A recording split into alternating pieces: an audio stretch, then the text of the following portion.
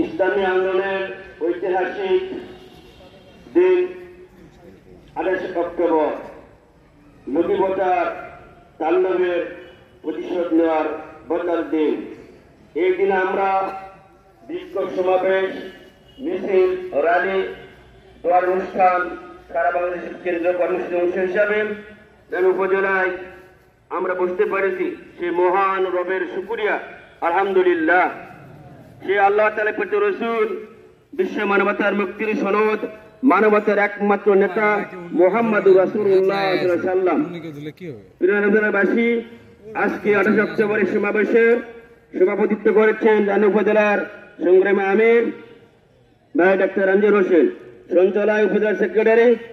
আপনারা নিশ্চয় জানেন আমির জাহিলিয়াতের যুগে ইতিহাস পড়ে সাক্ষী, আমির জাহিলিয়াতের যুগে যত খুন হয়েছে কোন খুনের উপর নৃত্যকে লাশ নাচে নাই, কিন্তু 28 অক্টোবর লাশের উপর নৃত্যকে লাশা হয়েছে।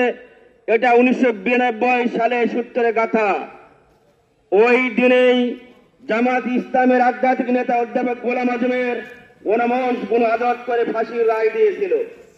সেই 1992 সাল থেকে 2006 সালে যখন জামাত ইসলাম সফল মন্ত্রীরা বিদায় নেবেন, জাতির সামনে খোঁচাল পেশ করবেন, সেই দিনেই ভারতীয় চক্রান্ত, রাষ্ট্রীয় চক্রান্ত লক্ষ্মীপুটার তাণ্ডব হয়েছে।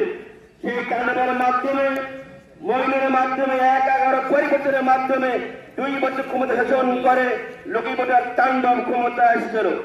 আজকে ওই সময় বারবার জামাত ইসলামের মন্ত্রী সৈয়দ মন্ত্রী বাবরকে বারবার বলেছিল, আজকে আপনারা ক্ষমতায় আছেন, আমরা ক্ষমতা আছি, এই ক্ষমতা থাকার পরও কোন সাহসে লক্ষ্মীপুটার তাণ্ডব বাড়ায়।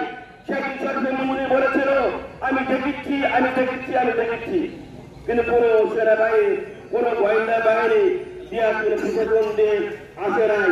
তাদের ইচ্ছা ছিল জামাত ইসলাম নিঃশেষ করা, কিন্তু আল্লাহর মেহের কথা নিঃশেষ হয়েছে। এগুলো কোন দল আমাদের বন্ধু নয়, কোন আমাদের বন্ধু নয়। ওই 28 অক্টোবরের হত্যার বদলা হবে পিয়ারের মাধ্যমে, 28 অক্টোবরের প্রতিশোধ হবে এদেশে জুলাই শহীদের ব্যক্তিতে। এইগুলো ওরা বারবার বলছে পিয়ার মানি না, মানব না।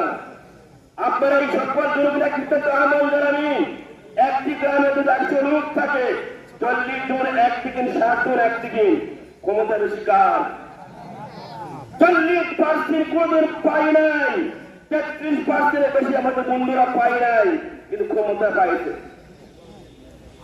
তাহলে বাকি 73%